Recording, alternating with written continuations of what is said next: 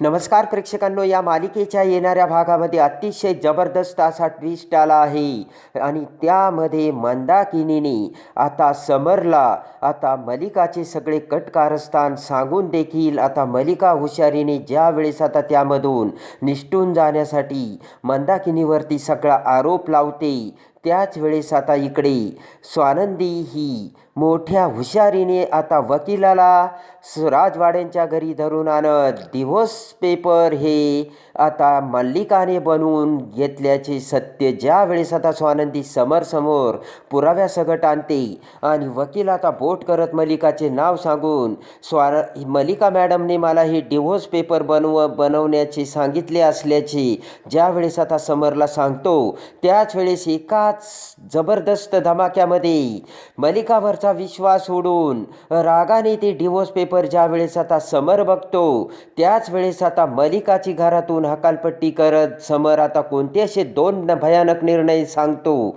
आणि त्या दोन भयानक निर्णयाने मल्लिकाचे घरातील आता सगळी सत्ता संपुष्टात येऊन स्वानंदीला मिठीत घेऊन आता समर स्वानंदीला मालकीन तर मल्लिकाला कशी रस्त्यावर आणतो. प्रेक्षकांनो, हे सगळं या व्हिडिओमध्ये आपल्यासमोर आलं आहे. चला तर व्हिडिओला सुरुवात करूयात. त्यामध्ये आता आदिरा ही रोहनला भेटण्यासाठी सरपोतदारांच्या घरी आलेली असते आणि सरपोतदारांच्या घरी येताच आता पटकन आदिरा ही रोहनला मिठी मारते. आदिराने आता रोहनला मिठी मारता क्षणी आता मंदाकिनी आदिराला म्हणते की अगं, एवढं सगळं होऊ नये, तू अगदी सहजरित्या आमच्या घरी येते कशी आणि येऊन तू डायरेक्ट काही न झाल्यासारखं माझ्या मुलाला मिठी मारते. आदिरा म्हणते, त्यात काय झालं, खूप दिवसांनी जर आपण आपल्या हक्काच्या माणसाला भेटलो तर आमच्यात हक करण्याची पद्धत आहे, मग तुम्हाला एवढं वाईट का जातं आणि रोहन माझा हजबंड आहे. तर आता मंदाकिनी म्हणते की तुझा जरी हजबंड असला तरी तुमच्या घरावरती काय संस्कार आहे ना ते मला माहिती आहे. त्या अंशुमनने काय केलं आणि तुझी आई काय करते. तर आता आदिराला राग येतो. आदिराने मंदाकिनीला सांगितलेलं असतं की आमचे संस्कार काढू नका, आमचे संस्कारापेक्षा तुमचे संस्कार बघा आणि सुस्मिताचा हात धरत डिवोर्स पेपरवरती खोटी सही करणारी तुमची मुलीचे हे संस्कार तुम्हीच तिच्यावरती केले ना, असे आहेत का तुमचे संस्कार, असे म्हणत आता आदिराने मंदाकिनीची चांगलीच खरडपट्टी काढून रागाने आदिरा आता त्यांच्या घरून निघून गेलेली असते. इकडे मात्र आता मंदाकिनीला सुद्धा राग येतो. मंदाकिनी आता सुस्मिताला म्हणते की सुस्मिता, चल आता ना त्यांचे संस्कार त्यांच्या घरीच जाऊन काढू. ही आदिराची आई मला काय काय करायला सांगते आणि ही आदिरा इथे येऊन माझ्यावरतीच काय रुबाब दाखवते, आता ना यांना मी दाखवतेच, असे म्हणत आता मंदाकिनी रागाने सुस्मिताला घेऊन राजवाड्यांच्या घरी येते. राजवाड्यांच्या घरी येता क्षणी समोर आता तिथे अंशुमन काम करत असतो आणि ते बघून आता मंदाकिनी अंशुमनला सगळा त्याचा पापाचा पाडा वाचते. समर आजी दोघेही तिथे आलेले असतात आणि आता मंदाकिनी सांगते की तुमची मुलगी माझ्या घरी येऊन मला वाटेल तसे बोलते, माझे संस्कार काढते, हे तुम्हाला चालतं का. आता समर आजी यांना ही मंदाकिनी काय बोलते हे कळत नसतं, तर हात जोडून आता मल्लिका म्हणते की मंदाकिनी ताई, अहो माझी बेबी डॉल ना एकदम तुम्हाला काय सांगू, ती रागीट आहे पण तिच्या मनात मात्र काय नसतं, एकदम धुतल्या तांदळासारखी स्वच्छ पारदर्शक हृदयाची आहे. ती रागात बोलून जाते पण तिच्या मनात काही नसतं.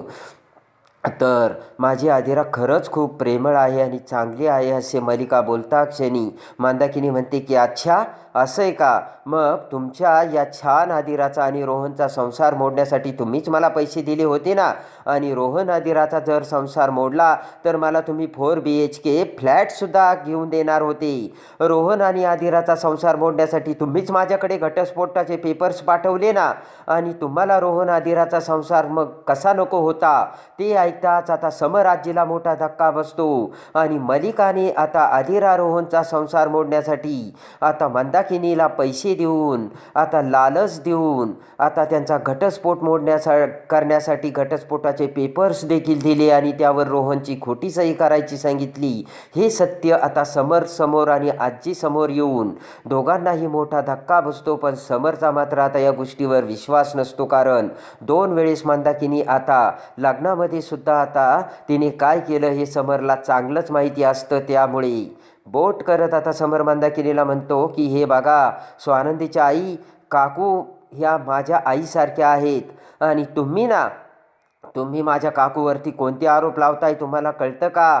आणि तुम्ही हे जे काही आरोप लावता ते ते आरोप म्हणजे मला वाटतं की हे सगळं खोटं आहे, कारण आदिरा कुणाची मुलगी आहे आणि आदिराचा स्वतःच्या मुलीचा संसार कोणती आई मोडवेन? तेव्हा माझ्या आईसारख्या काकूवरती आरोप करण्यापेक्षा तुम्ही एकदा पुन्हा विचार करा. तर आता मंदाकिनी म्हणते की जावई बापू, तुम्हाला तर माझं खोटंच वाटन, पण हे सगळं खरं आहे. अहो, या आदिराच्या आईने मला आदिराचा आणि रोहनचा संसार मोडण्यासाठी पैसे दिले होते आणि जर मी त्याचा तुम्हाला पुरावा दाखवला तर, असे म्हणत आता मंदाकिनी ती सुस्मिताकडचा तो व्हिडिओ समरला दाखवते आणि समर तो व्हिडिओ बघतो आणि आता मलिकाकडे बघतो. पण हुशार मलिकाने आता तोंडाला हात लावलेला असतो आणि मंदाकिनी पोपटासारखे भडाभडा सत्य ओकली ही आता मलिकाच्या बरोबर लक्षात येतं आणि लगेच आता उलटा टोला मारत मलिका म्हणते की अहो व्याहीनबाई, तुम्ही काय बोलताय? तुम्हाला कळतंय का मंदाताई? अहो, हे पैसे मी तुम्हाला कशासाठी दिले होते? तुमच्या घरामध्ये आदिराला त्रास होऊ नये, आदिराला काम करता येत नाही आणि म्हणून तुम्ही मला बोलत होतात, म्हणून त्यासाठी तुमची गरज भागवली आणि मी तुम्हाला वारंवार पैसे दिले आणि आदिराला त्रास देऊ नका असं सांगितलं. मी तर आदिराचा संसारच वाचवत होते आणि तिच्या संसारासाठीच मी तुम्हाला पैसे देत होते. ते ऐकताच आता मंदाकिनी तोंडाला हात लावते आणि ही बाई किती उलट्या काळजाची आहे हे आता मंदाकिनीच्या लक्षात येतं. पण मंदाकिनीवरती आता कोणीच विश्वास ठेवायला तयार नसतं. इकडे आता मात्र दुसरी एक घटना घडते. स्वानंदी आता तिच्या बाबांना भेटते आणि औषधं दिल्यानंतर आता अंशुमनने घरी काय काय केलं आणि कोणती शिक्षा भोगतो हे आताच ती तिच्या बाबांना सांगते आणि म्हणते की हे बघा बाबा, जास्त दिवस सत्य माझ्या हृदयामध्ये मनामध्ये राहणार नाही. एका आठवड्याच्या आत मी राजवाड्यांना मलिका काकूचे ते सत्य सांगूनच राहील. तेव्हा स्वानंदीचे बाबा म्हणतात, हे बघ स्वानंदी, तुला जे काही करायचं ते विचारपूर्वक कर आणि पुराव्याला सोबत घेऊन कर. जर तुझ्याकडे पक्का पुरावा असेल तरच तू त्यांना सांग आणि तरच त्यांना विश्वास बसेन, कारण मलिका काकू ह्या त्यांच्या घरातील सगळ्यात मोठ्या मेंबर्स आहेत आणि सगळ्यांना त्या कशा त्यांच्या तालावर नाचवतात माहिती आहे ना तुला? स्वानंदी म्हणते हो बाबा. आणि इकडे आता स्वानंदीने त्या डिव्होर्स पेपरची एक प्रत आपल्याकडे ठेवलेली असते आणि जात असताना स्वानंदी ते डिव्होर्स पेपर बघते आणि त्यामध्ये वकिलाचं सुद्धा नाव असतं. तर स्वानंदी विचार करते की आपण आता वकिलाची भेट घेऊन ह्या डिव्होर्स पेपरचे सत्य विचारून घेऊया आणि त्याला चांगलाच पाहिजे तर दम भरूयात. आणि ताबडतोब आता स्वानंदी वकिलाची भेट घेऊन त्याला आता पोलिसाचा धाक दाखवून आता ही डिव्होर्स तुम्हाला ज्याने बनवायला लावले पेपर्स त्याचं मला नाव सांगायचं आणि तुम्ही माझ्यासोबत यायचं, असे म्हणत आता स्वानंदीने वकिलाला घेऊन राजवाड्यांच्या घरात पाऊल टाकलेलं असतं. आणि तिथे येता क्षणी तो घडलेला प्रकार स्वानंदीच्या लक्षात येतो. आणि इकडे स्वानंदी येतात समर म्हणतो, स्वानंदी मॅडम बघितलं का, इथे येऊन तुमच्या आई आता काकूवरती आरोप करतायत. घटस्फोटाचे पेपर्स त्यांनी पाठवलेत म्हणून आणि रोहनची खोटी सहीसुद्धा त्यांना घ्यायची सांगितली म्हणून. आदिराचा संसार आणि रोहनचा संसार मोडण्यासाठी काकू अशा करतील का? मला सांगा बरं स्वानंदी मॅडम. आणि तुमच्या आई ह्या अशा का बोलतात? आता स्वानंदी म्हणते की एकच मिनटं थांबा. आणि लगेच आता स्वानंदी वकिलाला म्हणते की दाखवा ते डिव्होर्स पेपर आणि तुम्हाला हे डिव्होर्स पेपर तुमच्याकडून कोणी बनवून घेतले ते सुद्धा सांगा. इकडे आता वकिलाला बघताच मलिकाच्या पायाखालची जमीन सरकलेली असते आणि काळजाचा ठोका चुकलेला असतो.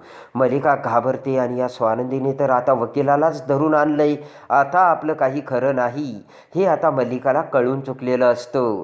आणि इकडे आता वकील हा मलिकाकडे बघतो आणि म्हणतो की राजवाडे सर, मला ना हे डिव्होर्स पेपर माझ्याकडून या मलिका मॅडमने बनवून घेतले होते आणि त्यासाठी मला जास्त फीससुद्धा दिली होती आणि त्यामुळे डिव्होर्स पेपर बनवून दिले. तर समर म्हणतो की अहो तुम्हाला कळतंय का वकील साहेब, बायको आणि नवरा नसताना तुम्ही हे डिव्होर्स पेपर अशा परक्या व्यक्तीला कसे बनवून देऊ शकता? हे कायद्याच्या विरोधात आहे, तुम्हाला कळत नाही आहे का?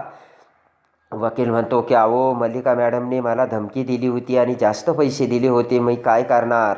आता समरला राग येतो आणि समर आता रागाने मल्लिकाकडे बघतो आणि म्हणतो की काकू हे खरं आहे का, मला या प्रश्नाचं उत्तर दे.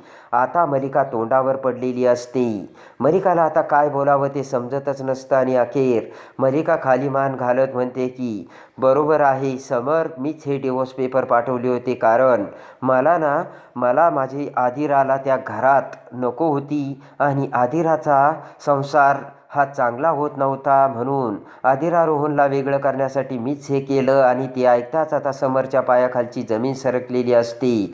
आता इकडे आदिराला खूप राग आलेला असतो आणि आपली आई या थराला जाईल आणि आपल्या आईने आपल्या सासूबाईला चक्क पैसे देऊन आपल्या रोहनच्या खोट्या सह्या करायला हे जे कारस्थान रचलं, त्यामुळे मोठ्याने ओरडत आता आदिराने मल्लिकाला चांगलंच खरडपट्टी काढून खडसावलेलं असतं.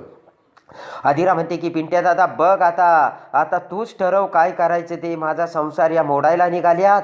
तर आता रागाने ते डिवोर्स पेपर बघत ते फाडून टाकत समर म्हणतो की काकू तू अक्षम्य गुन्हा केला आहेस आणि या गुन्ह्याची शिक्षा तुला व्हायलाच पाहिजे. अगं स्वतःच्या मुलीचा संसार मोडायला निघाली आणि असे म्हणत ताबडतोब तुला या घरात राहण्याचा काही अधिकार नाही. आत्ताच्या आत्ता तू येथून चालती हो, या शब्दात पोट करत समरने आता मल्लिकाला तेथून जाण्यासाठी सांगितलेले असते. समर म्हणतो की अंशुमन आणि तू या घराला लागलेला कलंक आहे. आत्तापर्यंत माझ्या डोळ्यावरती जी प्रेमाची आंधळी पट्टी तुम्ही बांधली होती ती पट्टी आता बाजूला झाली आणि तुमचा खरा चेहरा माझ्या समोर आलाय. अगं तू माझ्या बहिणीचा संसार मोडायला निघालीस आणि त्यासाठी एवढं मोठं कारस्थान रचलं आणि मी तुम्हाला वेगळंच समजत होतो, पण आता नाही. आत्ताच्या आत्ता आजी तू काकूला या घरातून बाहेर जायचं सांग.